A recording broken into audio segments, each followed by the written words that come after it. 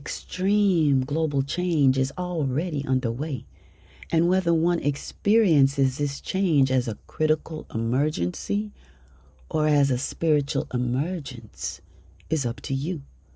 A few of the few have been waiting for a strong transmission of higher peace, conscious thought, and reasoning to navigate the troubled waters ahead. And so the High Priest Kwatamani forwards this message of holistic living truth for those who are able to attune to the key of life. Divine greetings in the most supreme spirit of love, righteousness, and the holistic living truth about supreme love. We are the Kwatamani First Genesis tribe. Yes, we have a mission. The mission is to forward divine socio-economic family community order. In order to resurrect the sacred ancestral spirit presence of who we be, there's something very important that we must comprehend. We must comprehend the nature of soul, the essence of who we be. That actually defines man, he, and she within the supreme circle of life. We must comprehend that the objective of the soul is to go forward and multiply divine order. The soul is to continue to fuel whole life energy, the fruits of the tree of life, to forward divine relationships of masculine and feminine energy biologically into every offspring and vibration of the generation next. And this is where our focus begins. Divine socio-economic family community order. It is a mission. It is a task. In fact, it is a prophetic calling from the most supreme seen and unseen essence of who we be. The Hosea lady saw it all, written in the codes of the pyramid wall. A rising star, the nature of a star, as foretold and coded in the soul. Sirius rising, synchronizing with the Nile Valley flood, encoded in the blood. Heartbeat of the drum say he done come. Yeah, coming forward with spirit conscious insight. The Hosea lady got it right. Said raise your head, teach supreme truth, do not mislead. A wounded animal, very dangerous indeed. Grandson, divine order must be done. Be the example, be the wholeness of one. The key, divine social economic family community. And so it be. This is something that must not be debated. Holistic living truth is real. All across the Sunbelt zones, black, brown, reds, golden earth tones. From lineages mixed, mingled by degrees into halves, quarter, 1/8 strategies, biracial identities. Mulatto blends, quadroon, octoroon trends, and where it all ends is a gene pool dominated by the one-drop rule. Many, many years ago, over 70 years to be exact, the elders made it very clear to I that I was the carrier of a sacred prophecy. 9/18/27, a prophecy that would occur during the coming forward of the 999. The 999 being 1999, because that's the only time that the nines tripled within my lifetime. The principle required the I and I to maintain Ma'at. And I had no comprehension of that at that time. So although the I and I was not clear, could not comprehend, I could feel it deep down in my soul. And the first who are last and the last who are first will all suffer the worst if the nature of this cold pale curse is not reversed. 36, 45, 54, the difference starting to show. 1999, end of a cycle in time. Detox, purge, healed the mind. Third phase, pathway. 63, 72, into 81. Year of the rising sun. Listen very well. Here, time get to getting near. 2027 Roman calendar year. Prophecy said to appear 81 years after I got here. Final hour, green earth, solar, shift in power. Purge and heal that self-assertive way. Wanna feel supreme love, what the soul is made of. Oh yeah, I could feel it.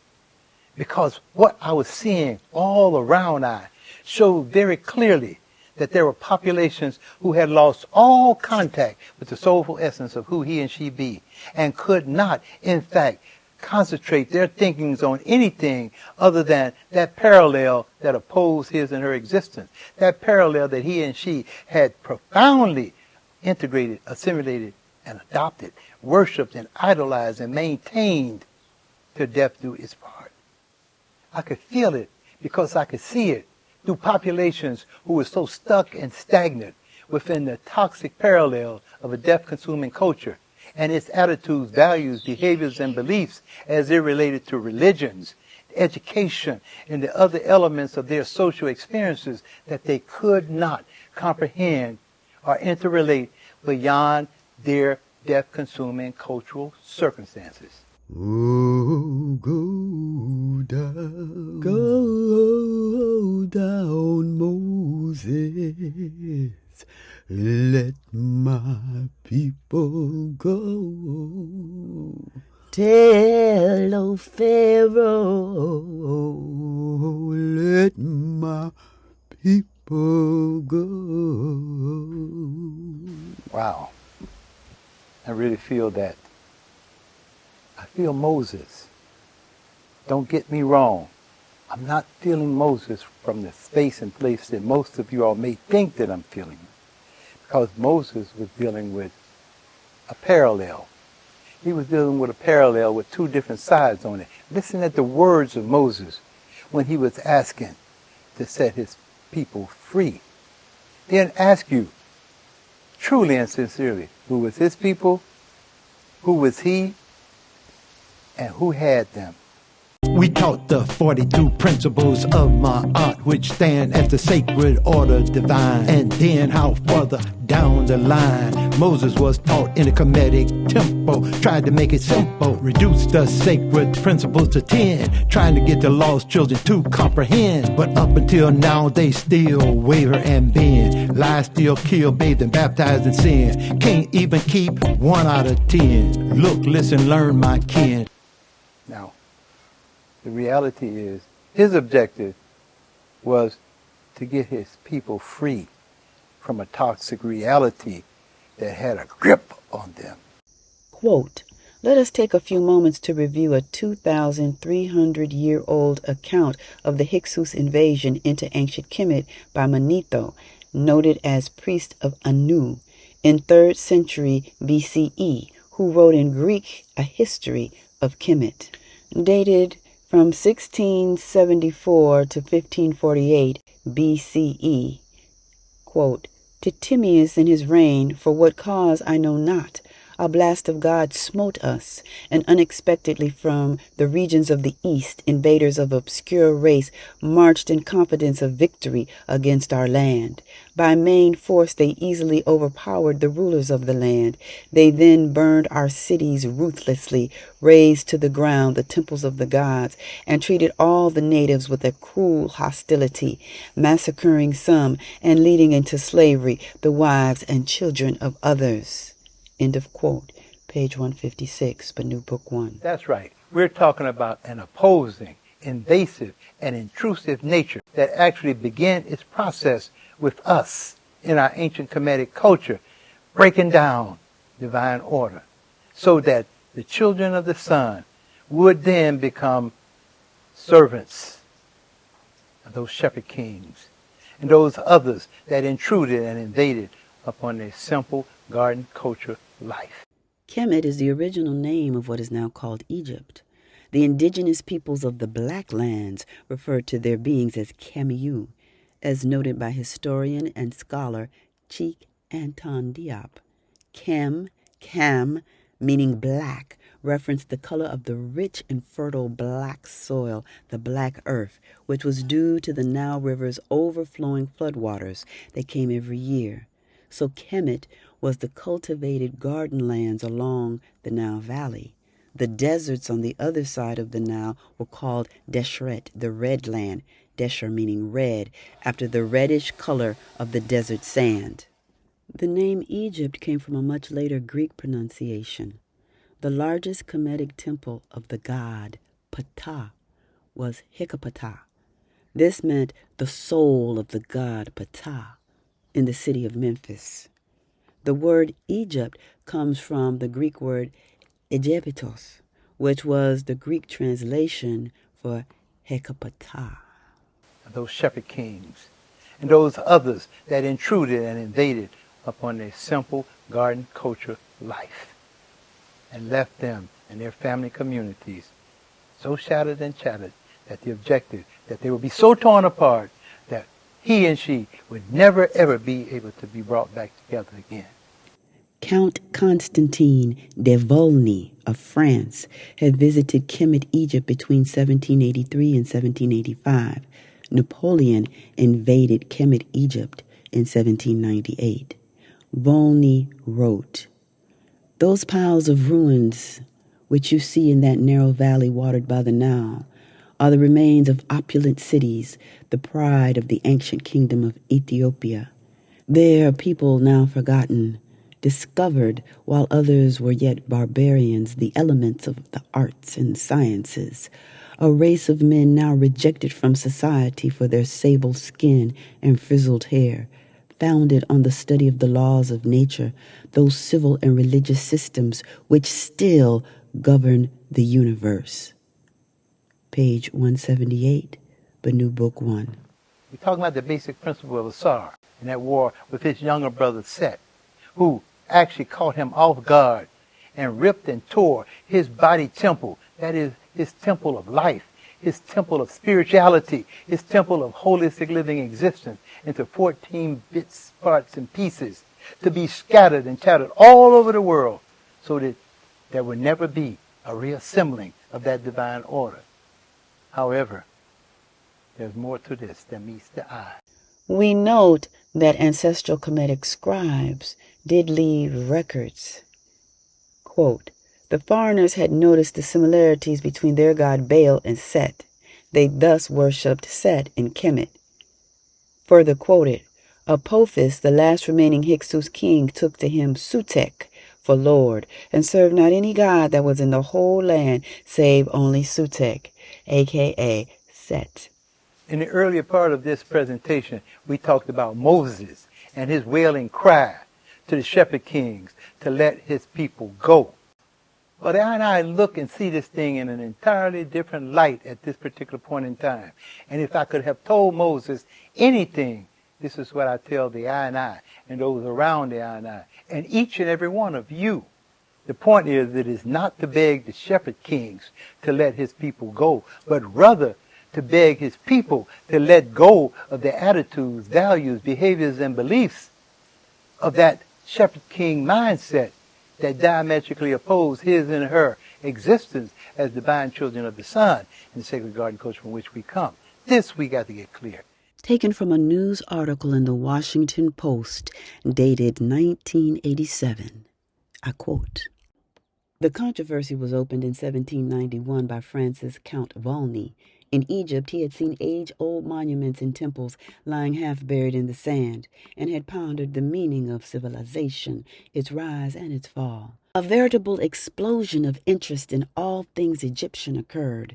Champollion and others in France, Germany, and England began translating important Egyptian documents. On this point, the Count had not the slightest doubt.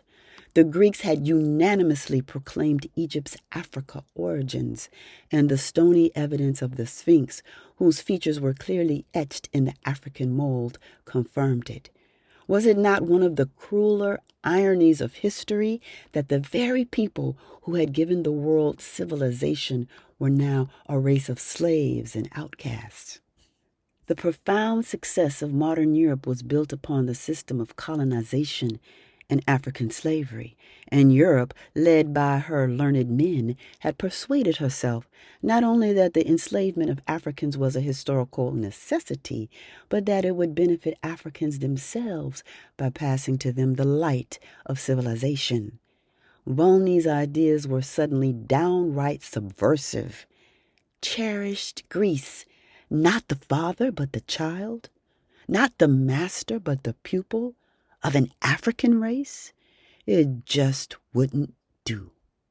We must be clear and to the point about the fact that we have to stop begging and pleading and wailing and crying and put into action those things that we see as green earth solar conscious souls that will assist us in letting go of all the attitudes, values, behaviors, and beliefs that diametrically oppose our existence. Yeah, children of the sun, do tell under the spell of a monotheistic mastercon that breaks the communal mitochondria mother bond. Supreme truth, cursed and reversed. Divine order of melanin encodes, curse worse. And this would be what was brought to she, the nurse and dispersed. Breathing insecurity about racial purity in the face of natural laws that overrides that supremacy clause full of flaws. Years later, the mysteries of Kemet continued to inspire study and analysis by Jean-François Champollion, who would come to be known within France and all those under France's influence as the father of Egyptology. The Rosetta Stone would provide the key to translating many scripts, including a bas-relief that recorded the appearance of man, he and she. Egyptology formed in Europe after Jean-François Champollion translated Egyptian hieroglyphics in 1822. And he wrote, "The variations I observed fully convinced me that they, the Egyptians, had tried to represent here the inhabitants of the four corners of the earth according to the Egyptian system, namely 1, the inhabitants of Egypt, which by itself form one part of the world, 2, the inhabitants of Africa proper, blacks, 3, Asians, 4, finally, and I am ashamed to say so, since our race is the last and the most savage in the series, Europeans who in those remote epochs frankly did not cut too fine a figure in the world." He continues, "Finally, the last one is what we call flesh-colored, a white skin of the most delicate shade, a nose straight or slightly arched, blue eyes, blonde or reddish, beard, tall stature, and very slender, clad in a hairy ox skin, a veritable savage, tattooed on various parts of his body. He is called Tamhu." Page 179, Banu Book 1. Fear of our genetic roots, that absolute foundation and base of the tree. Those who by ignorancy or arrogancy chose to oppose our original indigenous humanity now stand naked for all to see. No thought by those who sought and fought to conquer and rule the world, with blood-stained banner unfurled in victory, declaring the right to be Lord and Master of his own impending disaster, moving faster than his eye can blink, faster than he can reason or think, now at the brink of fatality, stuck in a cold, pale mentality, outside of green earth solar conscious reality.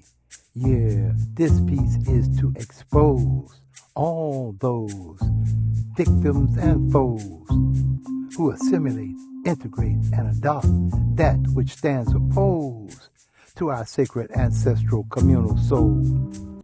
We have already experienced thousands upon thousands of years of what the violent, hostile aggression of the macho male warlords and those war god deities who were projected in his image have been able to erect in their manifestations of manhood.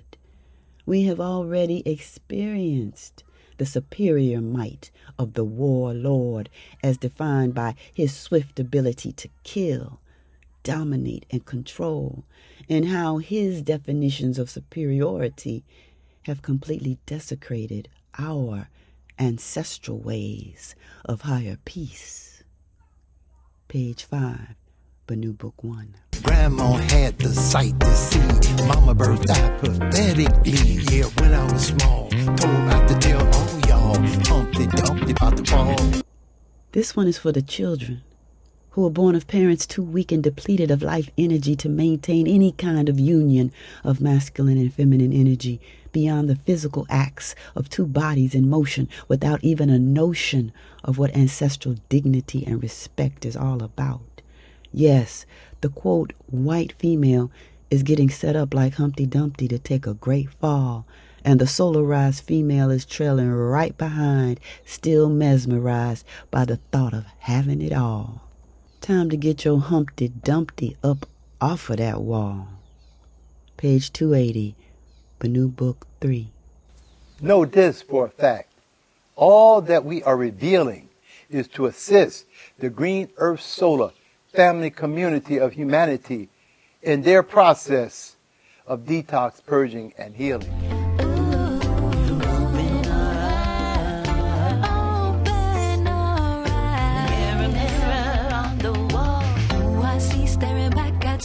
Just a surface identity. Gotta look deep within, deeper than skin. Open our eyes. You see, according to ancient prophecy, melanin will determine humanity's destiny and absolute necessity in a green earth solar reality. Universal law exposed the flaw as the pale mental mindset begins to thaw. Divine order shows the cons and the pros of mental encodes diametrically opposed to the melanin encoded souls, children of the sun. And when all is said and done, white supremacy be public enemy number one. Open our eyes, that we may see the soulful essence of who we truly be. As we repeat time and time again, it is not about the color of one's skin, but rather about the soul-to-soul green earth solar consciousness that one lives within. During these critical times of earth shifting and changing into the age of Aquarius, there are two temples in ancient Kemetic Egypt. There still remain two temples, the temples of Asar, divine order. The extensive research of French Egyptologist Maspero, as recorded in the late 1800s, states, quote, Asar was beautiful of face, but with a dull and black complexion. Asar taught them the art of making agricultural implements, plow and the hoe, field labor, the rotation of crops, the harvesting of wheat and barley, and vine culture. Page 249, History of Egypt. The temple of Set, toxic reality, self-deified individualism, where the law was, do as thou wilt, is the rule of the law. Maspero goes on to describe Set, quote, Set was the spirit of the red and arid ground, as distinguished from the moist black soil of the valley. He was felt to be cruel and treacherous, always ready to shrivel up the harvest with his burning breath and to smother Egypt beneath a shroud of shifting sand. Nebuchadnezzar went with Set and was his wife, and Set's abode was in the desert. Set in his desert was angered against Asar, for everywhere green things that Set hated were growing over the land, vine and grain and the flowers. Banu Book 1, page 94. Maspero continues, quote, Set, a.k.a. Sit Typhon, was red-haired and white-skinned, of violent, gloomy, and jealous temper. Page 250, History of Egypt. And then, in regards to the relationship between Set and his feminine mate Nebuchadnezzar, Maspero says, quote, For the sterile desert brought barrenness to her as to all that it touched. Yet she had lost neither the wish nor the power to bring forth, and sought fertilization from another source. Page 190, History of Egypt. What the I challenge that was put up on our by the old seal lady, that's grandmama, great-grandmama, grandpa, and great-grandpa, and those before that, and before that, and before that, all the way back to the sacred ancestral priesthood of the Kemetic temples. I say that without any question, and I would advise you to pay close attention for your own benefit, if you happen to be and feel and sense the energy of being one of the sacred few of the few of the few, who have a focus on higher peace conscious resurrection. As we got more samples from different areas, I realized that it was a difference in the pattern, and that this whole new type of evidence based on mitochondria was going to change the way we thought about modern humans. In 1987, Kahn and her colleagues published a paper showing for the first time that the markers stretched back to Africa, showing quite clearly that this was the birthplace of the human race. We have to feel this. We got to remember, it is she that must be encoded with green earth solar conscious reality. It is she, the mother of humanity, that we must reach. Be she blonde, brunette, or nappy, naughty dread. Got to get green earth solar consciousness encoded in her head. Got to feel her. Give guidance and protection to heal her from deep dark cocoa to vanilla. She's our spirit conscious sealer. Got to feel her. Yeah, got to reach her, our first teacher, or that Babylon system will beat you in the womb, where she will breed self-deified, individualized doom and gloom. Yeah, green earth solar can bend, rapping this rap says who knows when. Ain't trying to offend those God-fearing men who told us woman was the birthplace of sin. And then after a while they crucified her son child, made her bend, waver and bow. Holy cow, must have been she forced to worship the facade of a vengeful, jealous, monotheistic God, spewing curse upon she as if she was the enemy, she the mother of humanity. What I came to recognize was that there were so many who had been chattered slave, there were so many who had been indentured servitude, and that the objective was to push all of their offsprings into a stage where they would, in fact, emerge into a soulless consciousness, where their primary focus would be on the physical manifestations of their being. This would be a break away from divine socioeconomic family community order that had already been scattered and chattered by breaking up family communities and taking individuals and using them to serve the purpose of an ego-driven monotheistic mindset. A mindset that was indeed the warlord speciality. And out of that would come offsprings who were completely broken from any possibilities of reconnecting with the sacred ancestral spirit presence from which they came as divine children of the sun. It would then be categorized by the syndrome of race, sex, and religion. The divisions were well established so that there would be so many different divisive challenges that we would never be able to understand the sacred principles as it related to our ancient Kemetic culture. Since things have commenced to get real intense, gonna take a few minutes, give you 75 cents. Shh, listen if you able. Humanity's timetable begins with tie-in, the card at the navel from birth. Tracking his life cycle on earth, she will deliver what he give her. 9/18/27, first cycle of 3, the iron body. This chronology from the first classroom, encoded in the womb of she. Divine union, masculine and feminine energy, form of multiplication, divinity. Now what I'm saying is this: the primary element that's necessary to resurrect divine order is number one, to recognize good things start at home. The focus must be to clear the toxic vibrations that you don't even know you have consumed within your own consciousness. In other words, the first principle is detox, purge, and healing. And if you are not able to sense and see those things that the I am revealing to you, then you do not truly and sincerely need to go through anything except looking deeper into yourself. You have to come to recognize that self is a reality that has been well groomed and programmed into your nature.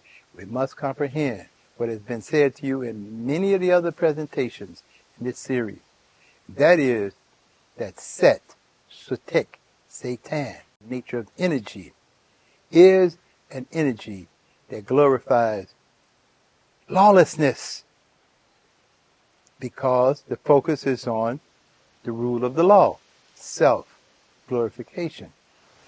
I wonder if any of y'all have any idea the challenge of attempting to set a population free, a sacred few of the few of the few. That's all we're talking about, free from a nature that he and she has become so groomed and conditioned into, have been so aligned with integrating, assimilating, and adopting the ways of that nature, of that culture, that they cannot even see their own demise in the midst of it.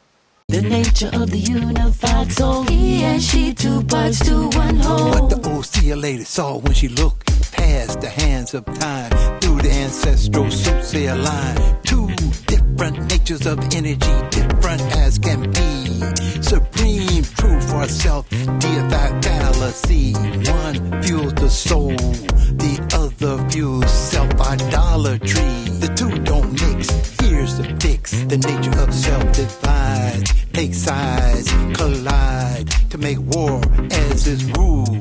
And self will be the tool of its own self-destruction. Simple deduction, the nature that unifies the soul stays in sync, is the spiritual link. My universal order Kemetically taught. The fruit of a tree do tell its nature very well.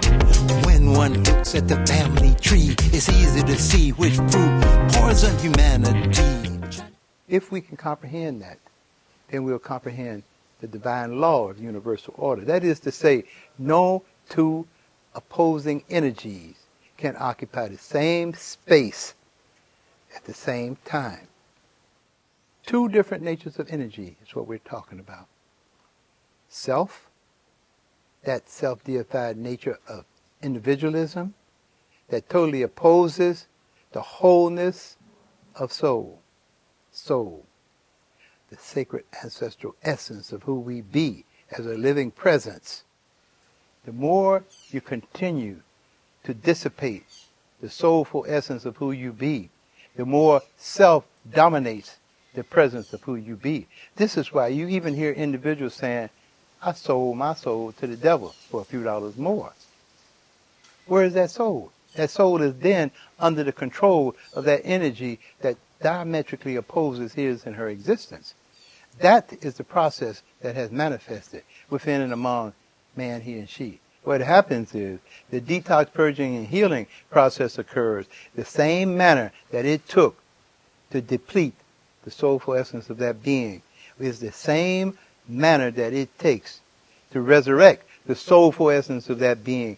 In fact, the self becomes so limited that it becomes kind of like pushed in a corner of oblivious nothingness, until it has no influences within the soulful essence of that being. Trying to make sense of it all, then the rise and the fall. Caught up in the midst of a mystery, defined by somebody else's history. Knew deep inside all along something really was wrong, cause I just didn't belong. We talking soul, y'all. We told y'all. We've been divided by nature of energy, feeding self-centered individuality against divine union of he and she. We must comprehend self versus soul.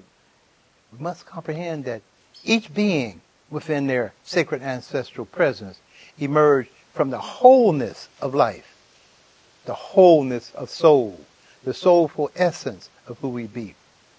And then we must comprehend that a break occurred, a toxic break, a break of self-deified individualism, where self-deification is the rule and the law, where there is a state of consciousness that causes that being to feel beyond all things else.